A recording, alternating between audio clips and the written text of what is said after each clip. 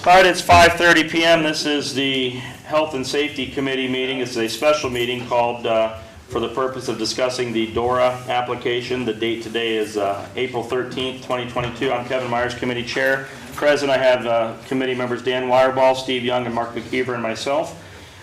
Before I open it up to public participation, what I wanted to do, I'm going to make sure everybody has a chance to speak and have their questions answered.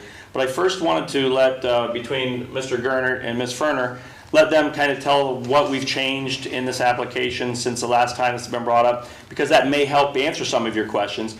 After they have an opportunity to make that explanation, I'll open it up to the floor for anybody to either give their statements, concerns, questions, whatever, and we'll go that method. So Jesse, if you want to come up to the podium between you and Brian, I think I'd like you to kind of explain what we're looking at here in front of us.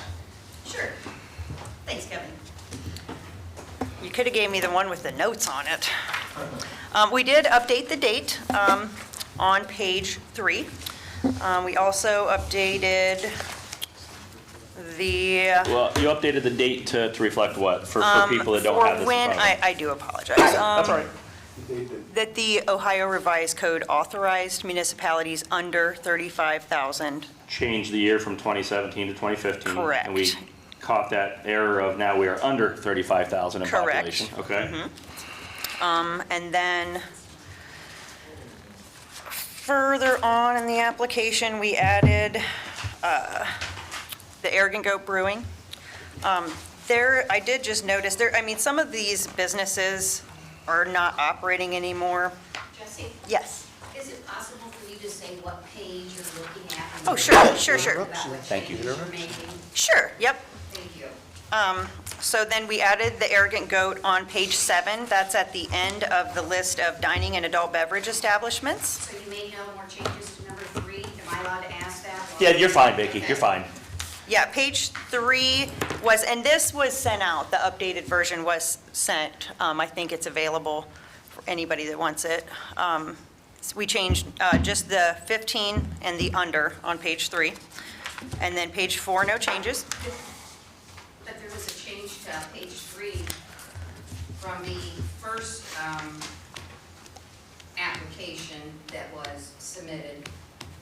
Down at the bottom, it says this authority would be limited to the temporary dates of Oh, yes. 7 days a week. Mhm. Well, I think temporary dates of 7 days a week, 11 a.m. to 11 p.m. You want to say days rather than dates?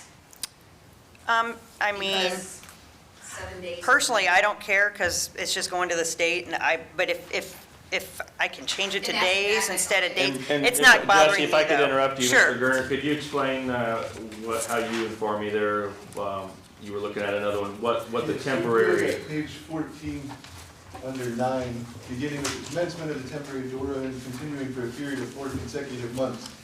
The DORA would be in existence unless the legislative authority or the mayor asked the legislative authority to revoke it. And then in the legislation that we actually passed, I'll figure out what 4 months from the date we passed it is, and then we would have a hearing on or before January of next year to discuss whether council wanted to approve the DORA for continued operation or if they wanted to dissolve the DORA if council were to pass it in the first place. Yep. So we made the change to temporary for 4 months. That way it gives a chance to see how it went, see if there's things that need to be adjusted or fixed rather than just a blanket approach of here it is. Okay, then with that, why then do you have in that same paragraph? You're talking on page 14? Yes, excuse me. Page 14, that same paragraph where you're talking about this 4 consecutive months, beginning with the commencement of the temporary DORA and continuing for a period of 4 months where the mayor's chief of police and what have you can have monthly meetings to review. Then if that's just going to be temporary and you're saying for 4 months, is that what you're saying? Yes. Why then do you have in that same paragraph the verbiage, and in said event, such changes shall be presented to council for, well, the purpose of these meetings will be to determine whether updates, modifications, or supplementation may be advisable or required. And in such event, such changes shall be presented to council for consideration and implementation of of a permanent DORA to commence in the spring of 2022. I believe that should be 2023. Thank you. Good catch. Any further discussion on that one? Okay. Then I did remove some blank pages, like some gaps. So the page number 9, I noticed is not on the bottom. That's the page that has the cups, and which the logo will be different. And then on the Arrogant Goat is also on, I'm sorry, I'm going back to page 8. Under qualified permit holders, the Arrogant Goat, their address, their business name, permit type, and permit number has been added. And then on the next page, without a number, Wait, that's page 8. Page 8, the very bottom line on that last graph just added the Arrogant Goat to the name, to the list of qualifying permit holders. yes. Okay, under that same section, you've got, Busaris has identified 10, and then you have the number 11 in parentheses. So that needs to be you need 11. change 10. That number 10 should be 11. Now, since you're talking about page 8, are you skipping 7 and 6? No changes to page 7. On page 7, yeah, you added Arrogant Goat Brewing up there under dining and adult beverages. That wasn't on the other. Yep, I already she already covered mentioned that. that one tonight. She- Yep. Yeah, Well, wait a minute. But it's also listed under the qualifying permit holders. Yeah. it's both. Okay, I'm sorry if I didn't pick up on that. Yeah, that's okay. Okay, under number 6, you added print happy. You didn't mention that. That wasn't on the first application. You gave me the one with the notes. Under retail, It's okay. That's correct. They were not an establishment at the original application.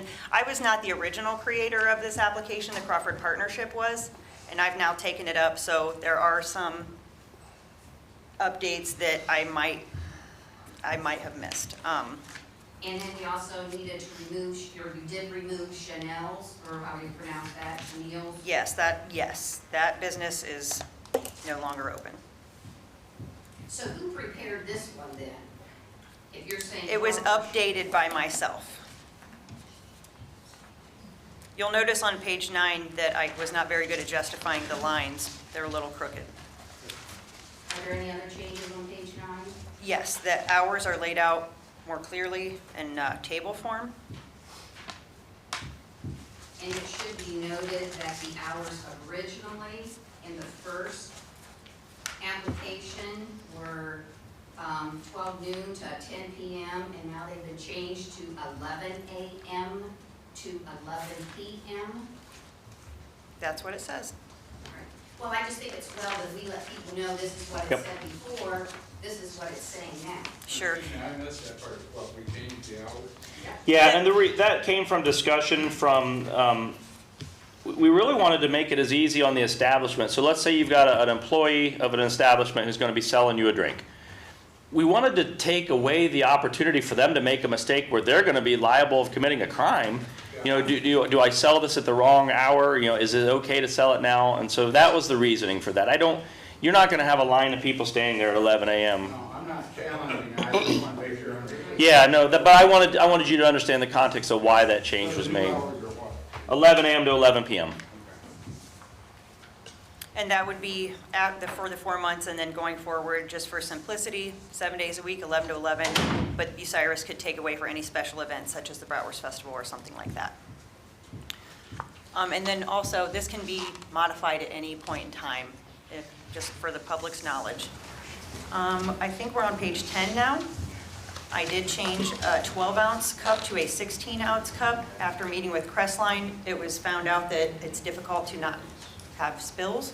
So 16-ounce works better, and that's still within the legalities that it needs to be. I don't think I had any more changes on that page. I do, Okay, or I should say, there are changes from the first one. that sure, was thank done. you.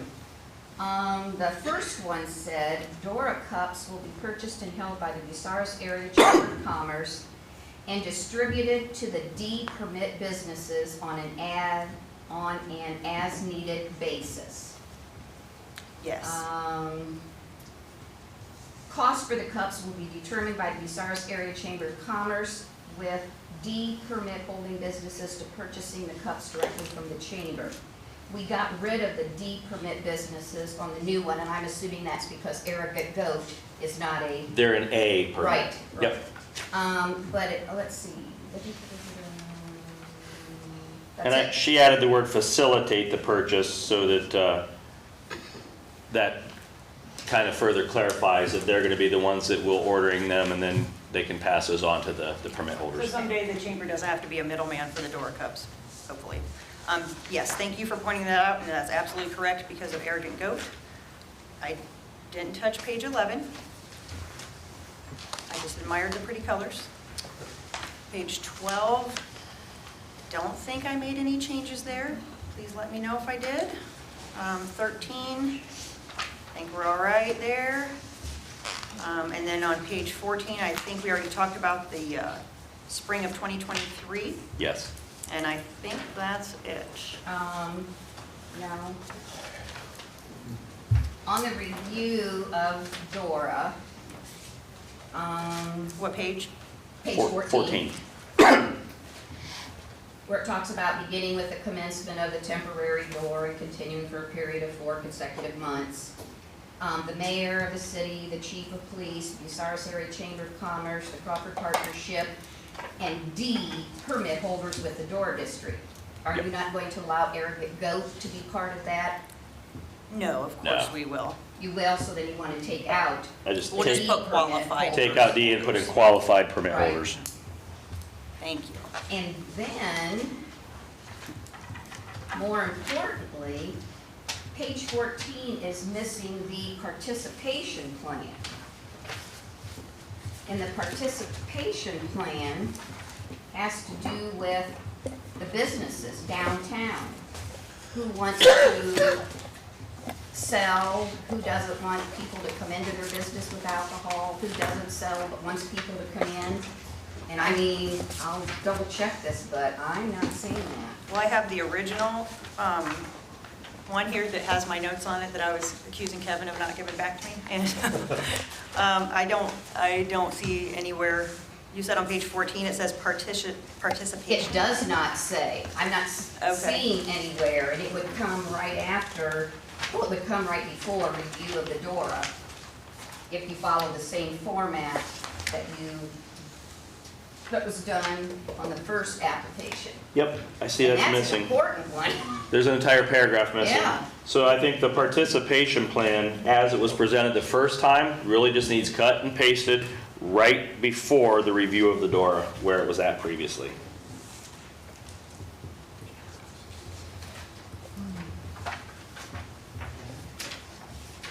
You following what she's saying, Jesse? I don't see. I can help you. participation On the plan very anywhere. first, on the original, page 16. I don't even have that. Okay, I've got it right here. Okay. We're Um, looking at the one that was submitted in like June or July, and there's Yeah. the second one submitted in Yeah, January. I'll read it so everybody's clear on it. The participation plan, businesses within the DORA boundary will be asked to make a determination as to whether their business will participate in the DORA. Those establishments wishing to sell DORA beverages and participate in the DORA will be provided a green indicator sign. A green sign in a business's window indicates a willingness to participate in DORA and sell DORA beverages. Those establishments that will not sell beverages but are agreeable to allow DORA beverages in their business will be provided a yellow indicator sign. A yellow sign is in a business's window indicates a willingness to participate and allow DORA beverages in their establishment. Those establishments who neither sell nor wish to allow DORA beverages in their businesses will be provided a red indicator sign. A red indicator sign in a business's window indicates that DORA beverages are not sold nor allowed in that establishment. So it's a stoplight sign that'll tell you, whether you can buy one there, whether you can bring one in there, or whether you stay away with it. Right. So yes, that Vicky, should go on to page 14, right above section 9, which was the review of the DORA. All right. Okay. Does anyone have any questions for Brian or myself? Yep, I do. Okay. Shoot. All right. Just going through my sheet here. I'm gonna grab my water. I questioned this before, and I'm going to question it again.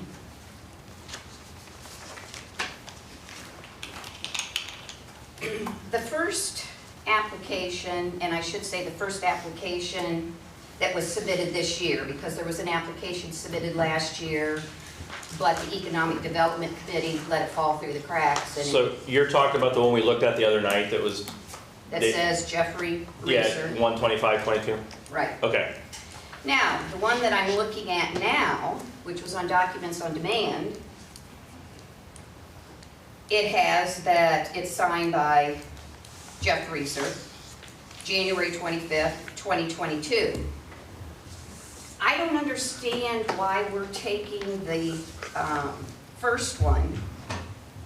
I mean, why shouldn't we be starting all over and be having a new application with all these changes that we've talked about, and a public, or a public notice placed in the newspaper saying that here's this application, it's on file in the clerk of council's office, not the service safety director's office, as was stated. And we start this process all over again. Now, we had public hearings, or we had one public hearing in the past. We had another public hearing scheduled, which you didn't have. And then the interim law director brought up that you don't need to have a public hearing, which I told him he is correct on that. But that's not what was posted in the public notice. The public notice said that a public hearing was going to be held on April the 5th. A public hearing was not held on April the 5th, although your interim law director told me that a public meeting was held, and a public meeting and a public hearing are the same thing, which I totally disagree. You can look up the definition of a public hearing and the definition of a public meeting, and they are totally two different things. I'm back to, though, why are you allowing this application, which has got changes galore in it, to bear the date of January 25th, 2022? Why doesn't it have today's date or a few days before or whenever the mayor gave this to you? Mr. Gernert, I'll let you address that. Yeah, so the statute allows for the legislative body to approve, modify, or reject in total the application. So obviously, if you're allowed to modify it, every time you modify it, you don't then have to republish it for Oh, another yes, you 45 do. days. That's inaccurate. Why would they allow us to modify it? Why would you give the public body the authority as it goes to modify what's in your application? Do you Why want me could to you give make you rules? copies of the ordinances from other cities that I've contacted that they've sent to me and confirmed that when you do amend a DORA, that I don't need copies go of through those. It's up to the council if they want to pass it. I don't think that there will be any problem passing it with minor changes concerning dates and times. We did have the public body met, the public body called a meeting to order. Nobody came to discuss the DORA. That's a public meeting, that's a public hearing. That was set, that was open. I get that you disagree with me. We're not going to agree, but you just like to come here and nitpick on little things that aren't consequential to the underlying what we're trying to do. May I stand up here, please? Sure, I'm going to sit down though, okay? First off, I take offense to you saying nitpicking. Remember, we're not supposed to do slanderous, pertinent remarks to people. I don't You're not allowed to think do that that. was slanderous or impertinent. Yeah, you're being rude if you look up the definition. But anyhow, we had a public hearing this last Thursday to do with the zoning changes. That public hearing was conducted by council. Council has that. And the chairperson of that, because your council president was absent, was done by the committee chair of that particular committee, which I believe was your committee, Mark, was it not, plating? Yes. That then you had people, you gave people an opportunity to come up and say, who's for, who's our proponents? Then next, after those spoke, then you had who's the opponents, and they spoke. That's a public hearing, it's formal. There are different types of public hearings. We had multiple times for public participation. DORA was on the agenda. The public had been given notice. When was this? It was in the newspaper multiple times. I What think I put it dates? in 3 times. The first time it was put in was, as you pointed out, you weren't even here, you didn't even do that I'm notice. not talking about that. I'm talking about since the January 25th application. It was DORA's been published. discussed how many times? No, it was published multiple times that we were going to discuss it at the April 5th meeting. You didn't discuss it at the April 5th meeting, Nobody wanted to talk about it. because you didn't say, Public participation, you had the ability to come in and give your input. We're giving you your ability to come in and give your input today in an abundance of caution. okay, well, let me finish my being nitpicky conversation, if I may, Deal. or my opinion. Let's say tonight, you people decide, or this committee decides, we're gonna go with DORA. We're gonna go with the application that we have, which it's an application that's, I still have an issue. I don't understand how you could take an application. I can understand how you can amend an application, but how can you backdate it? Why wouldn't the amendment be today's date or what have you? Can I ask you a question? Sure. Because I had the same question, and I was given his answer. Would you be content if it was dated 1/25, modified 4/13? Before I answer that question, let me, Mr. Chair. Well, Mr. Rossage can help us figure out how to put a proper recording together if that failed. Thanks. Sorry, Vicki, go ahead. no, that's fine, Kevin. I'm going to read this here.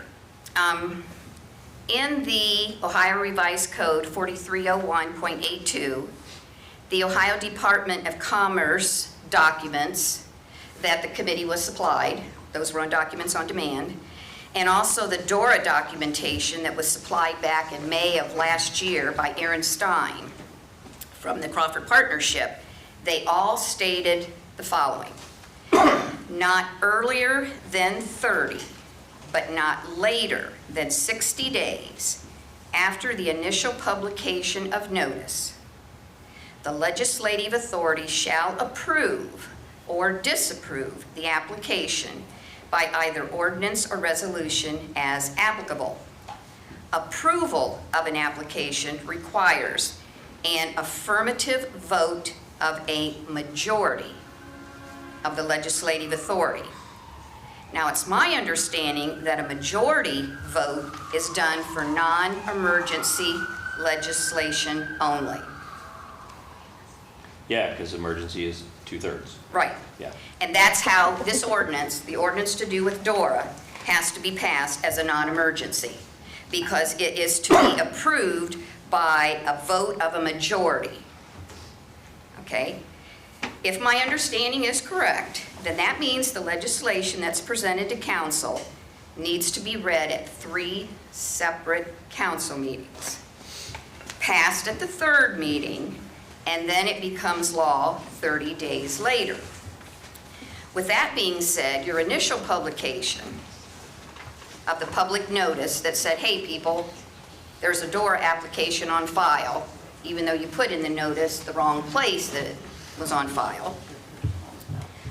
That initial date, though, was February 25th, 22.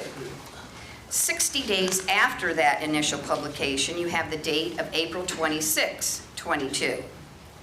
So, let's just say tonight, you say, hey, we're going to have legislation for DORA. The soonest you can present it to council would be next Tuesday, April the 19th. Then you have your second reading, which can't be held until May the 3rd. Then you have your 3rd reading, at which time, if you approve it, it's also passed that night. That's May 17th. Then you have to wait 30 days after May 17th for it to become effective, which makes it effective on June the 16th. With that schedule, you have passed your 60 days of April 26th. Right, so that would be a minimum threshold. Home rule applies, so you could pass it in a manner which would require more than a majority vote. they require at least a majority vote. You could pass it with 2/3 under an emergency reading based upon home rule as applicable in Ohio. But that's not what these three documents. You have to read multiple sections of code together. You have to understand what home rule means. You have to understand that that's a minimum threshold. We can require to do above and beyond, but at minimum, the state requires a majority pass it. It can't be passed less than a majority. Home rule, you gotta look up home rule. Please, for me, just look that up. We can change what the state does to actually require more. We can't go and say, well, we're only gonna pass it with 30%, but we can change what they do and pass it with a larger majority. So then what you're saying is come next Tuesday, you're going to prepare this legislation as an emergency. I don't know, nobody's requested any legislation yet. Okay, well, I'll ask I guess, We haven't got that far yet. okay, Potentially, yes. okay. And according to USAR's codified ordinance 111.11, it says, if you're going to pass, or if you decide to pass it as an emergency, then you're going to be suspending the rules, correct? I would assume so, yeah. It says the practice of the suspension of the rules to expedite the passage or adoption of ordinances and resolutions shall not be abused. And other than emergency ordinances and resolutions shall not be disposed of at one meeting unless a real advantage in doing so is shown to exist. And my comment to that would be, I don't know how you're going to say there would be a real advantage of passing this as an emergency when your own Economic Development Committee, which Kevin, you were even a member on, let it fall through the cracks and didn't do anything with it after the public hearing. You had multiple economic development meetings, but DORA was never discussed. So obviously it wasn't felt important back then. I don't know how you could say it qualifies as being passed as an emergency. I have no problem with DORA, one way or the other. I mean, I don't have any feelings about the DORA. As I've repeated, You're here for the procedural. yes, I understood. I'm here being nitpicky, as I've been called. Thank you. Thank you. Anyone else that has any comments, please come to the podium, state your name and address, and feel free to speak.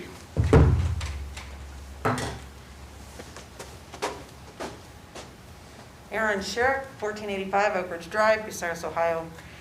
I was here for those, and I know that it looked like it got falling through the cracks, but every time we asked about it, we were told there was nothing else we could do. So we couldn't do anything here. So it wasn't a choice of this council to ignore it. No, we were literally told it was going through other processes by the previous law director. So there was nothing we knew we could do. We had no clue as to what the next steps were because he was in charge of all that. Okay, so we didn't ignore it. Now, we could pass this as an emergency because we're giving it 4 months. If we don't give it during the good weather, where we're going to see how the changes are going to be, that temporary might mean nothing. So if we don't have it open for the summer, it's not really going to help the community find out either way. Thank you. Anybody else that has anything, please feel free to approach the podium. I would like to respond to Aaron's comment that the former law director said there was nothing more to be done. I don't doubt that he said that. Yeah, because we asked. Let's try to keep the comments coming to the committee and not to each Excuse other, me. if you guys would, please. I understand, but let's.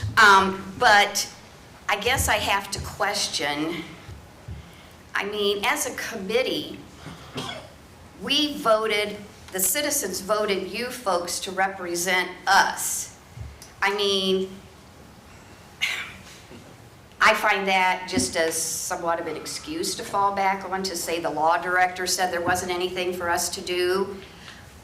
But, I mean, you guys could have checked to see if there was anything else to do. Your comments duly noted. I will say, Vicki, being part of that, I asked multiple questions of multiple different people and was given a lot of different answers, and it was very confusing. None of us had ever gone through this before. Sometimes when you ask your lawyer or your administration office and you get an answer or don't get an answer, either way, you might have to trust that answer without knowing where else to go. So, When Aaron Stein passed this out to all of council, this sets forth ABCD, the procedure to be followed, the very procedure that I'm talking about.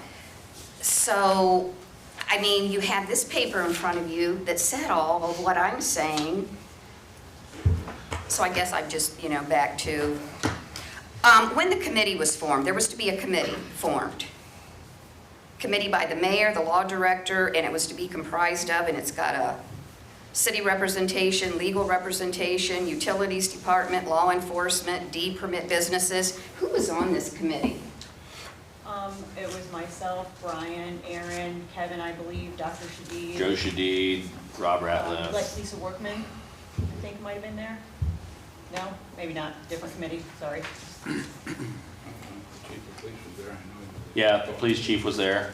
Chad Schwinley, maybe? Yeah, fire chief and police chief were both there. Rick Baker was there. And then did you Right, watch you showed the up to one of them.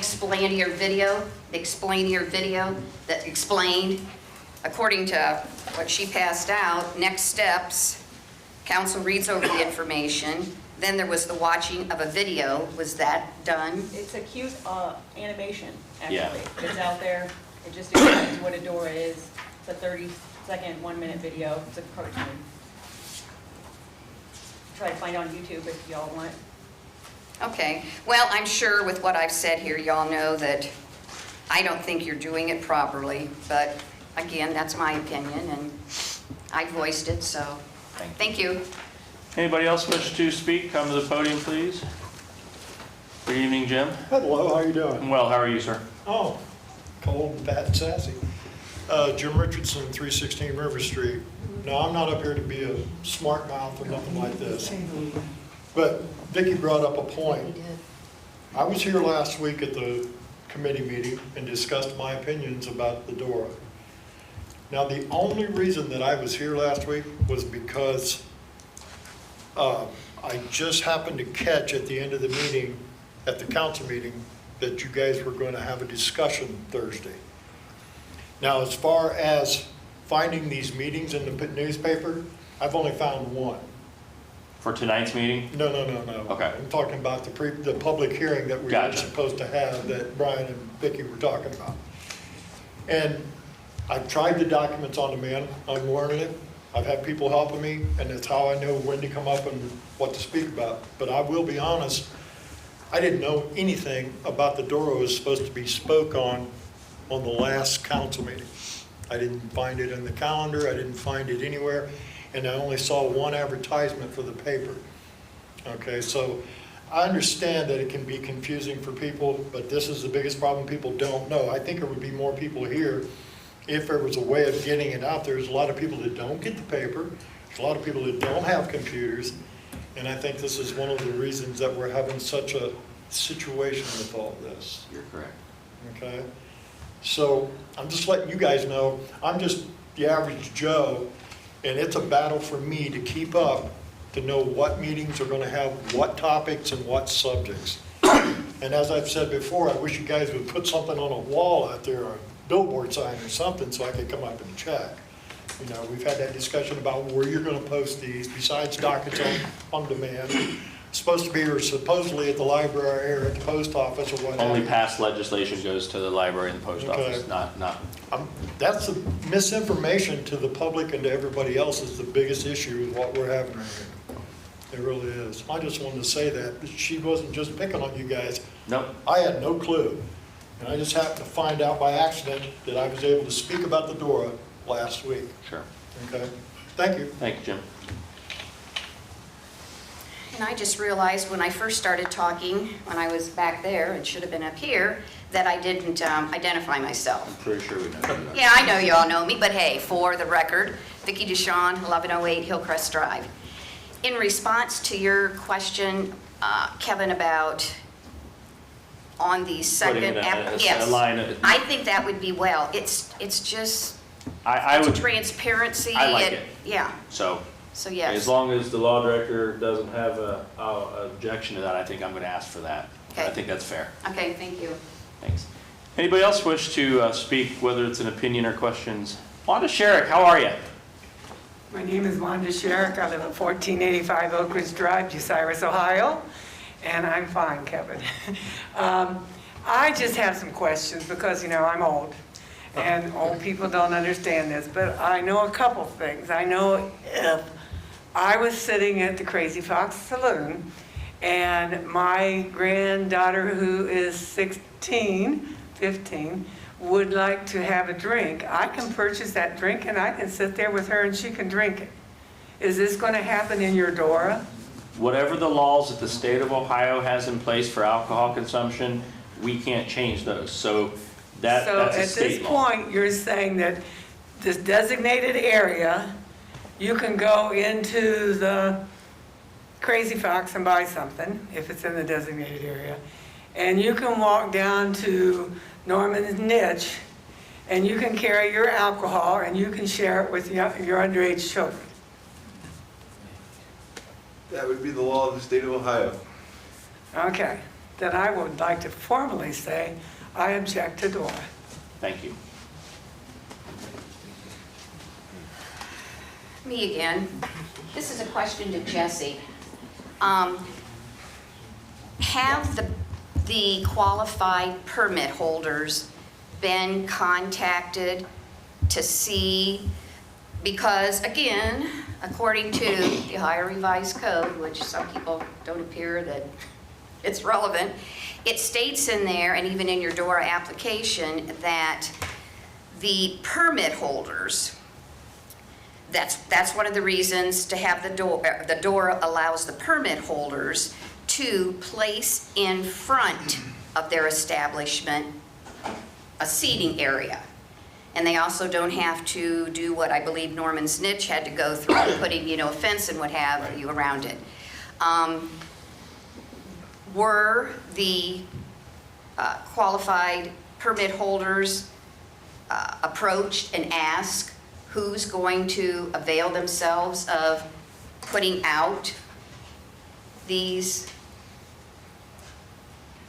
seating? I didn't want to turn because. I get, no, that's a fair question. I can speak, you know, I was involved with the Elks Lodge and we were approached. I don't recall that specific question. Do you plan to put, you know, it's not so relevant there because there's a porch. So we weren't, to my knowledge, asked that specific question. So I don't know if any of the rest were or not. I don't know that businesses were asked, are you going to put in outdoor Yeah. seating? This all began again during COVID, so that outdoor seating was a hot thing because you couldn't dine inside. So I think they probably did plan on it, but maybe not so important anymore. Hope that answers your question. Okay, thank you. Thanks. Thank you. Anybody else? I was gonna give everybody else a chance to get finished before you come up. And I'll try to keep it as short as I can, Kevin. Mike Pastor, 130 Brentwood Street, Bucyrus. I kind of got blindsided by this a little bit, not because of the console, and just found out what DORA was last Thursday. And as a citizen, I decided to take on myself to do a little follow-up and checking. And everybody's already touched on a little bit of everything. Seating came up when I talked to Tiffin PD. They talked to their different establishments. And many of them, not necessarily all, did put seating out front for people. Worked out fine. But I'll try to keep this as short as possible. The little things have come up. I mentioned to Mr. McKeever the last time we met. And I've talked to Tiffin PD, Upper Sandusky PD, Gallion Police Department, and talked to the chief here at Bucyrus. And in talking to Upper Sandusky, saved me a lot of phone calls because Upper Sandusky is currently looking at doing the same thing. They're in the process of their committee doing background research and so on. And they have talked to Delaware PD and other cities down south. One of the things came up in talking to them is to make sure, and Mr. Gurnett, this will probably fall mostly to you, is to make sure they check the city ordinances and straighten your city ordinance out so that it blends and works with the DORA.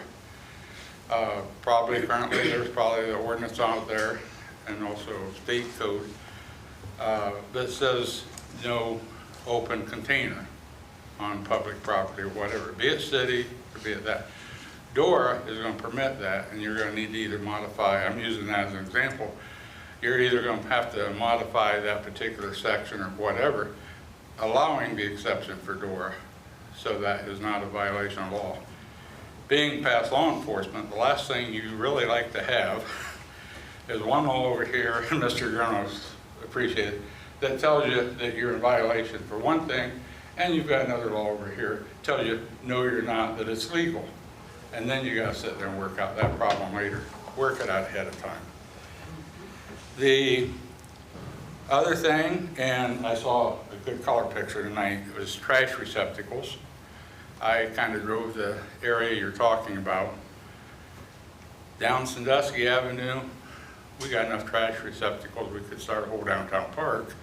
But on Poplar Street and Walnut Street, which will be basically your exit streets as people leave the area. There is a need for trash receptacles there, however, it's addressed. It does not have to be a line of one every half block or anything like that. From driving it and looking at it, go across your side streets. I'll use Warren and Rensselaer as an example. Go to your west at Poplar Street, put one at each corner, go east to Lane, I think would be one at each corner. You'd have one at each city block. Not a large distance drive, but it's also on the way of people exiting your area. And that was discussed in the focus group meetings. I'm sure a lot of this has been discussed. I'm just kind of throwing stuff out that came from other places. On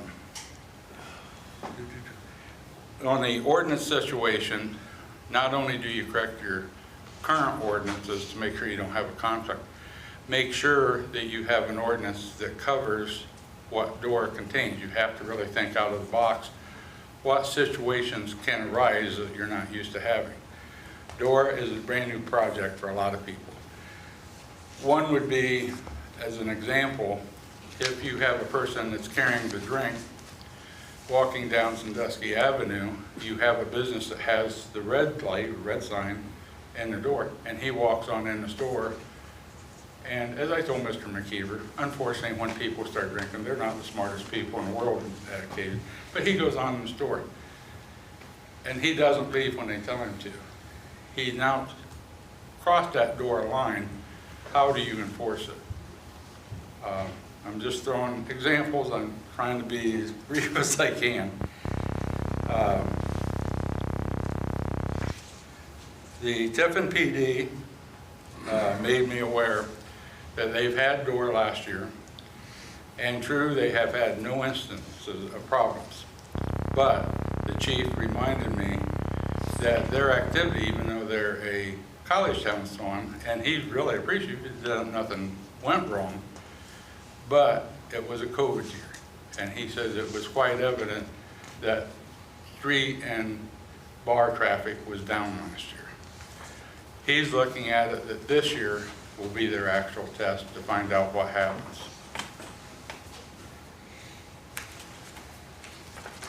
I appreciate that you've taken, Mr. Myers told me, that you're going to a temporary request down, which does give you the option of bringing this to another review in a short time to look at what happened, how did it work.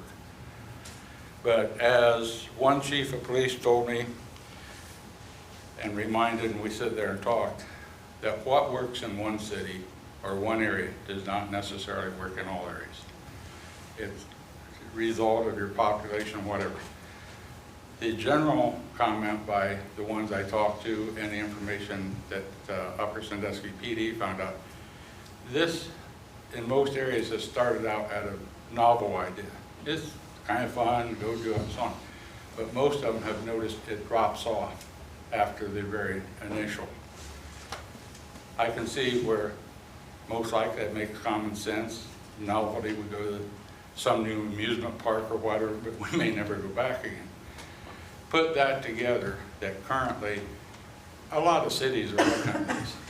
So where you may have had people coming from out of town to come to yours or whatever, you know, we've got the same DORA over at Crestline. Upper Sandusky's talking about having it, Tiverton has it. It will probably affect most cities because, okay, why am I going somewhere else, especially today, the price of gas, when I can go to my local city and do the same thing, unless somebody has something to grow out.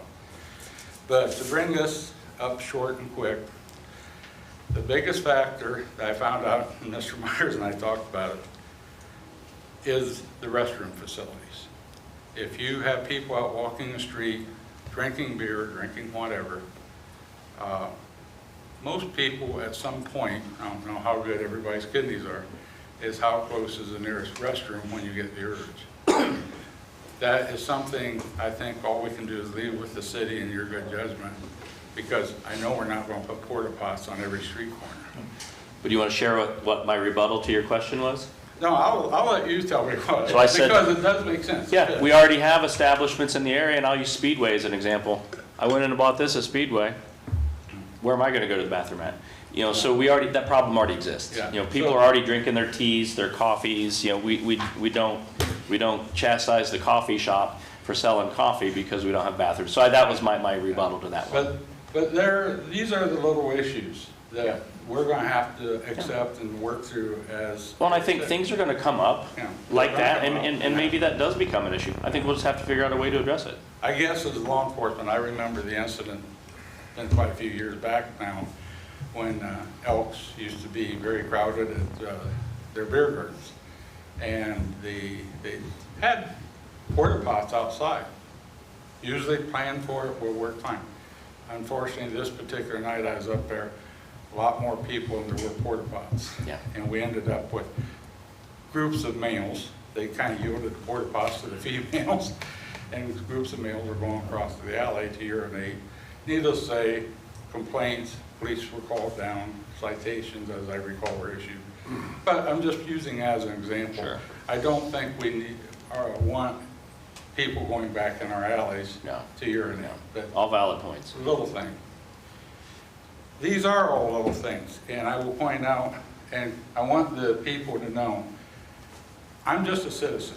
This isn't going to affect me. I live at the edge of town. As you recall at the last meeting, my biggest concern was the people being aware of what this was going to do and how it wanted to affect them. I will tell you as a citizen, now with anything else, I have nothing in this.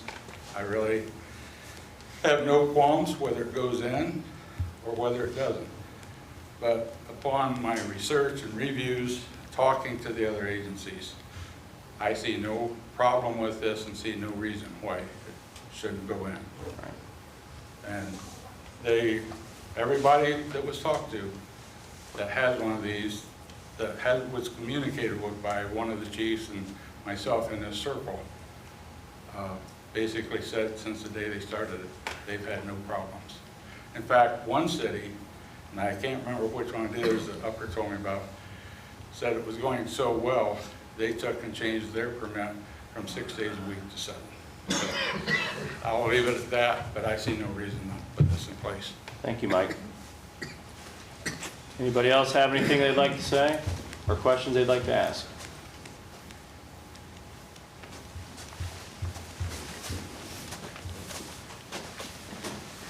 Hello, Steve Knapp, 3792 Richardson Road, Bucyrus. I'm one of the owners of the Copper Irons axe throwing. So I wanted to come in at the request of Jess, but also myself as a business owner that will hopefully participate in this. A few things. We've looked into a liquor license. There are currently none available in Bucyrus. I cannot get one if I wanted to. This is an option for us to allow individuals to come in with a drink and have a beer or two as they throw axes. Everybody laughs. Look up axe throwing, beer is always involved, okay? It's very safe. Side note, I've been several places that have DORA. The people who participate in DORA, not all, but most, are not drunks walking the street. They are individuals who buy a drink, wander down to the shop, maybe buy something from one of the local establishments, businesses that sell things, retail shops, and then go on to the next place. I don't think you're gonna see people stumbling and falling over in the street. We have the bar, we have more than enough bars to do that already if that's what people want to do. So I am for it, I support it. Obviously, there were some concerns, yes. I don't want to see any more OVIs. I don't want to see any young kids drinking. But I think most young kids are going to stay at home. They're not going to try to sneak in and get a drink somewhere. That's all I have to say. Hopefully, I'm for it, and it would better all the businesses in town. All right? Thank you, Steve. Yep. Jesse Berner, 118 West Southern. Just quickly, I want to speak to what Mike said about the novelty idea and things dying out. You know, all the people working for this, we don't want our beautiful Shines Art Park to be a novel idea that dies out. We want the music at the murals, the First Fridays, to continue to grow. We want to, you know, just encourage young people and our downtown businesses to flourish and just make it be a vibrant, robust, beautiful community that we know it can be. And that's all. And if anybody else has any questions for me, I'm happy to answer. Thanks, Jesse. So thank you. Anybody else from the public? Randy Lady, 255 East Mansfield.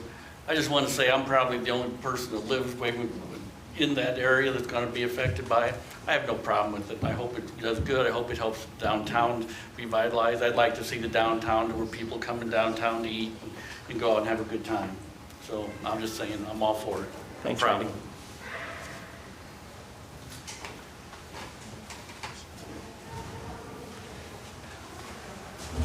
Kevin Buchanan, 1695 East Mansfield Street. I own the paper pipe, and just we're like the axe throwing. We're all for it. You know, a lot of people like to drink when they smoke cigars. We're allowed to smoke in the building, and we'd love to see it happen. That's all I got. Thank you, Kevin.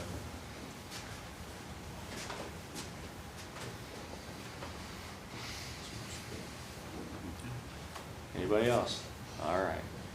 Steve Young, do you have any questions, concerns, comments, anything? Mark McKeever? No. Dan Wireball? No, I'm good. Okay. I make a motion as emergency to adopt the temporary DORA As amended this evening, as amended. to this also evening. include a line on the cover page with an amendment of today's date. Yes. Okay. I'll second that. So I have a first by Mr. McKeever to approve as an emergency this application as we've noted amendments to this evening, and a second by Mr. Wireball. Any further discussion? If not, all in favor say aye. Aye. Opposed, the same. That motion carries. And I'll open it up one last time if there's any public participation. Seeing none, I'm going to adjourn the Special Health and Safety Committee meeting at 6:24, and I want to thank everybody for their time and their input in this matter. Thank you. Thank you.